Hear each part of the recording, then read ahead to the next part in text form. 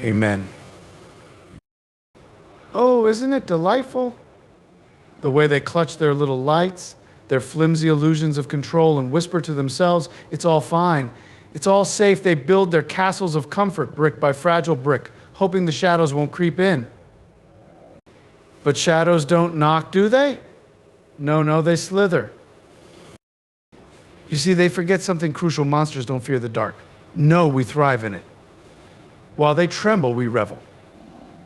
While they scurry to light their candles, we blow them out with a laugh. It's not the darkness they fear, it's the truth hiding within it.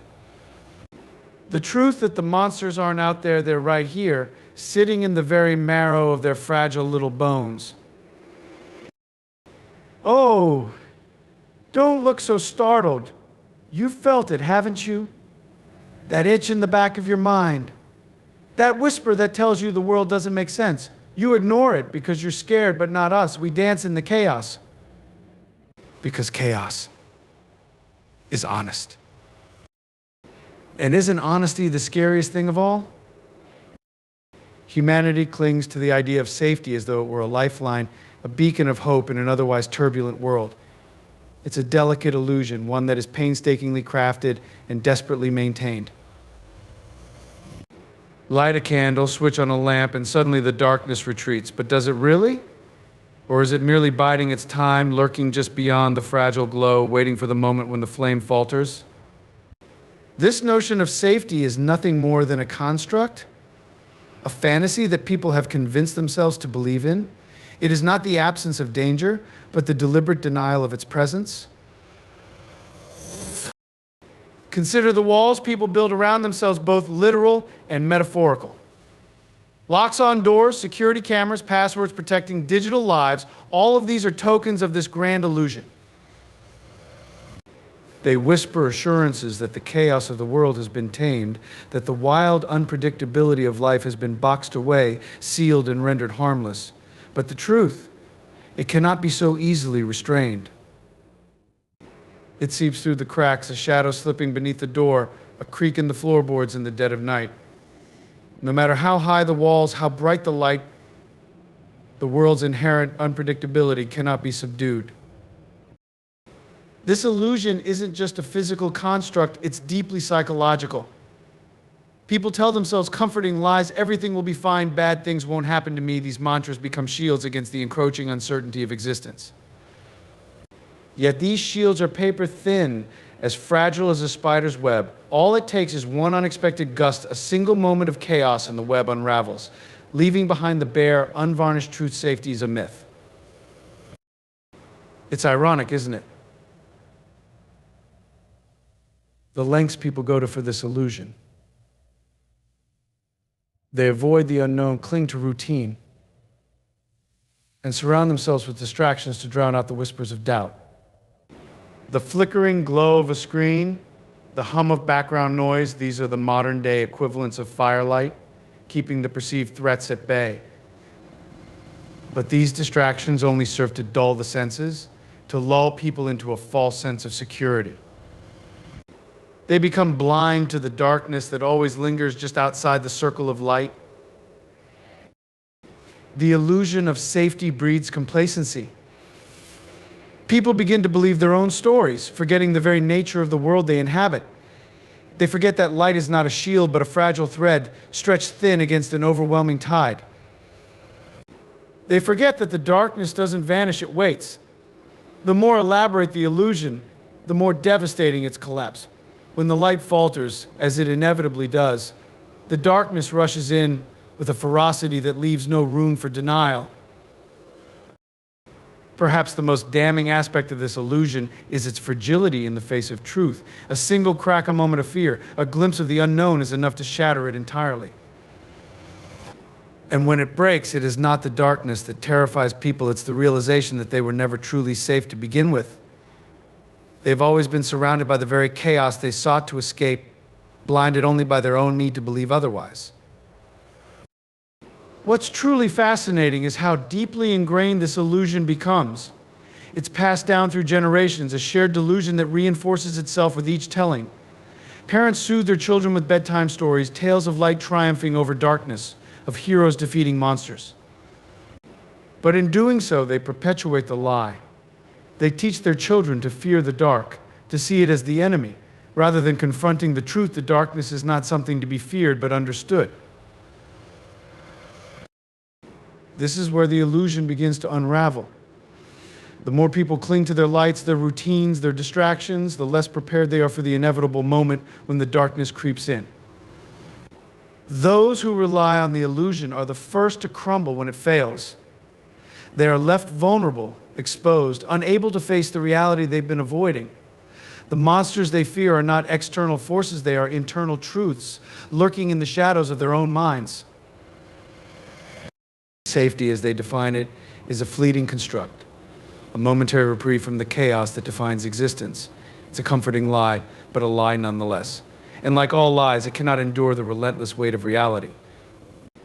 The darkness will always be there, waiting, watching, and reminding us that no matter how bright the light, it cannot erase the shadows. Monsters thrive in chaos. It is their natural state, the fertile ground where they grow stronger and more cunning. While others cower and cling to the fragile semblance of order, monsters revel in the unpredictability of the dark. They are not bound by the constraints of rules or the expectations of civility. Chaos to them is not a threat, but a playground, a place where they are free to be exactly what they are, without apology or restraint.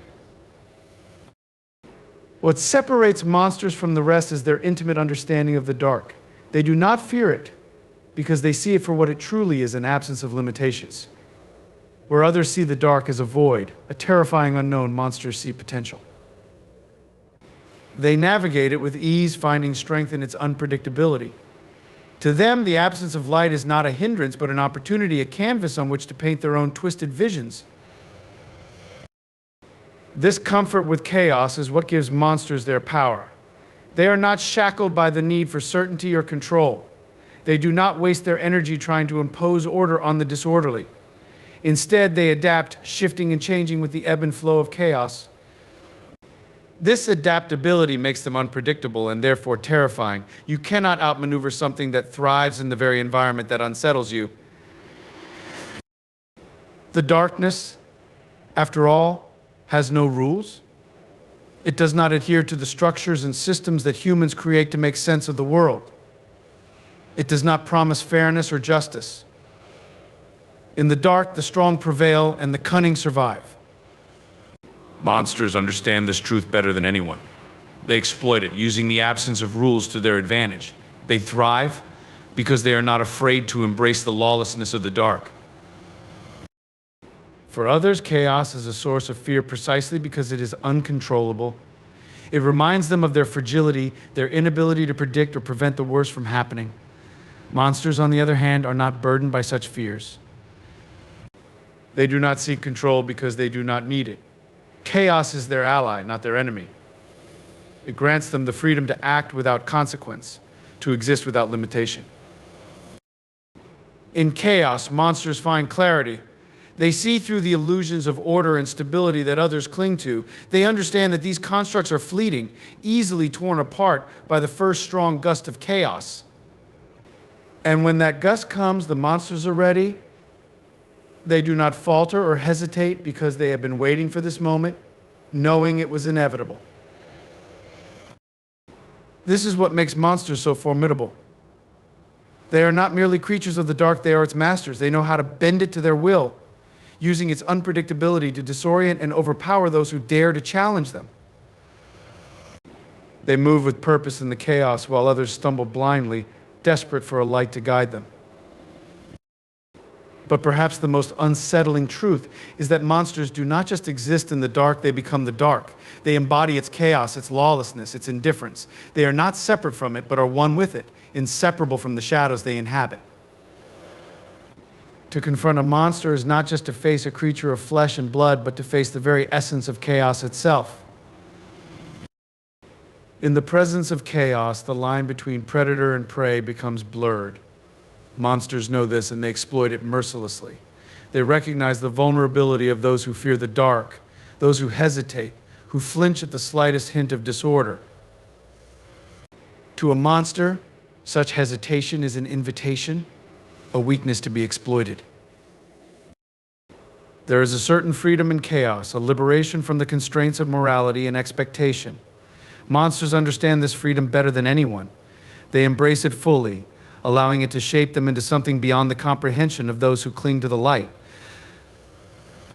They are not bound by the same fears, the same insecurities. They are free to be as cruel, as cunning, as relentless as they desire. And so they thrive. While others falter in the face of chaos, monsters rise. They do not fear the dark because they are the dark. They do not resist chaos because it is their home. In the end, it is this comfort with chaos that ensures their survival, their dominance. For in the dark, there are no rules, no boundaries, only the will to endure. And that is something monsters have in abundance. Chaos is honest. It doesn't lie or manipulate, it simply is. In its purest form, chaos is the ultimate truth, free from the constraints of order, morality, or expectation. It doesn't promise fairness, doesn't adhere to rules, and doesn't pretend to be anything other than what it is: raw, untamed reality. This is why chaos is so terrifying and so fascinating. It strips away the veneer of control and forces people to confront life as it truly is, without the comforting illusions they rely on to make sense of the world. Order, for all its perceived stability, is often a facade. It's a construct designed to create the illusion of control, a set of rules and systems meant to tame the unpredictability of life. People cling to order because it gives them a sense of purpose, a framework within which they can operate. They tell themselves that if they follow the rules, if they live by certain principles, the world will respond in kind. But chaos laughs at these notions. It is not bound by the rules of order, nor does it respect them. It exists outside of these constructs, a force that cannot be contained or predicted. What makes chaos so unsettling is its impartiality. It doesn't choose sides, doesn't play favorites, it doesn't punish the wicked or reward the virtuous. It simply unfolds, indifferent to human desires or expectations. This indifference is what gives chaos its power. It reveals the fragility of human constructs, the futility of trying to impose order on a world that is inherently unpredictable. And yet, there is a strange purity to chaos. Unlike the systems of order that often mask their flaws with rhetoric and pretense, chaos is unflinchingly honest. It doesn't pretend to be fair, or just it simply is. In chaos, there are no illusions, no masks. What you see is what you get. And what you get is the unvarnished truth of existence. This honesty is both its greatest strength and its most terrifying quality. People fear chaos because it forces them to confront their own vulnerability. It reminds them that they are not in control, that their lives can be upended at any moment by forces beyond their understanding or influence.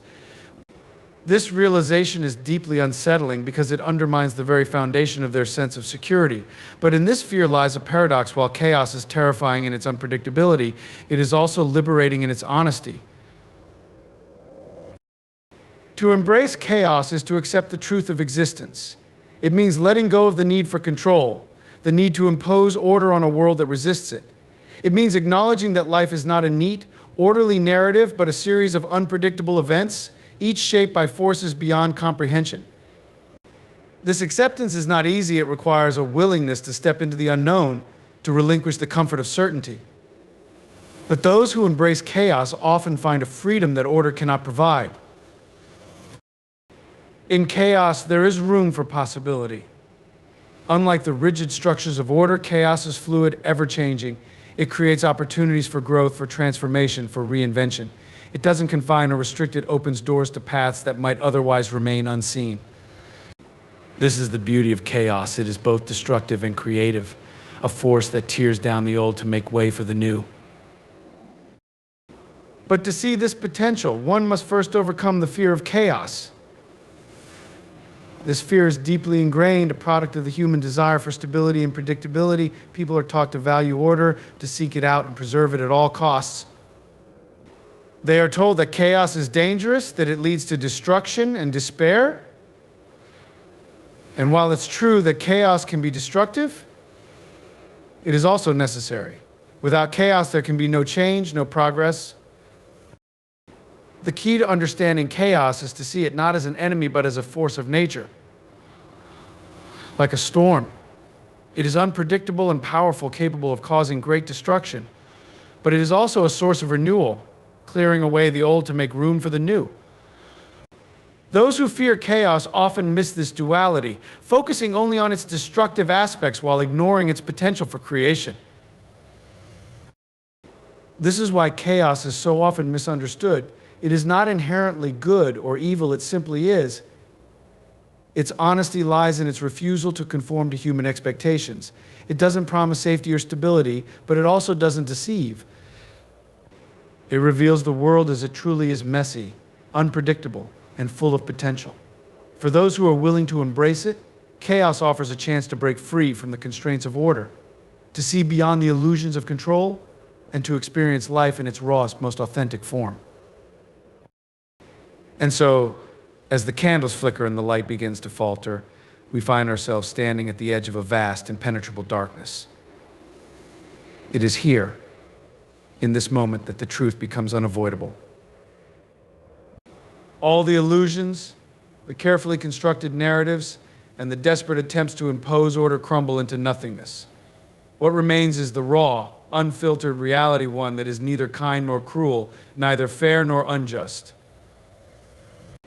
It simply exists, indifferent to our fears, our hopes, or our desires. The darkness doesn't seek to harm us, it doesn't need to. Its mere presence is enough to unravel everything we hold on to so tightly. It whispers truths we've buried, truths we've denied, truths we fear will consume us if we acknowledge them. Yet these truths are not our enemies. They are the keys to understanding the world as it truly is, to seeing through the illusions that have kept us tethered to a false sense of security. The monsters, the chaos, the shadows, they are not forces to be defeated or destroyed. They are reflections of the very essence of existence, mirrors that show us what we are too afraid to see in the light. They remind us that the world is not a place of absolutes, but of infinite possibilities, both beautiful and terrifying. They teach us that fear is not something to be conquered, but something to be understood, embraced, even as a guide through the unknown. There is no escaping the darkness, no way to banish it or keep it at bay forever. It is as much a part of existence as the light, as vital to our understanding of the world as the air we breathe. To live in denial of the dark is to live in denial of ourselves, to reject the very nature of life itself. But to face the darkness, to step into it willingly, is to reclaim our power. It is to acknowledge that while we may not control the chaos, we can choose how we navigate it. The truth is that the monsters we fear are not external forces, but parts of ourselves. They are the doubts, the insecurities, the desires, and the impulses we suppress in the name of order and conformity. They are the shadows cast by the light of our own minds. And just as the light cannot exist without casting a shadow, we cannot exist without our darkness. To deny this is to deny our humanity, to turn away from the complexity that makes us who we are. Chaos, in its honesty, offers us a choice. It does not demand submission or resistance, it simply is. It invites us to let go of our need for control, to embrace the uncertainty of existence with open arms. It dares us to see the beauty in the unpredictable, the creativity in destruction, and the potential in every moment of change. To accept this invitation is to find freedom, a freedom that cannot be found in the rigid confines of order. This freedom does not come without cost. It requires us to confront our deepest fears, to stand face to face with the truths we've spent our lives avoiding. It demands courage, not the kind that fights against the dark, but the kind that walks into it willingly, unafraid of what it might reveal. This is not an easy path, but it is the only path that leads to true understanding.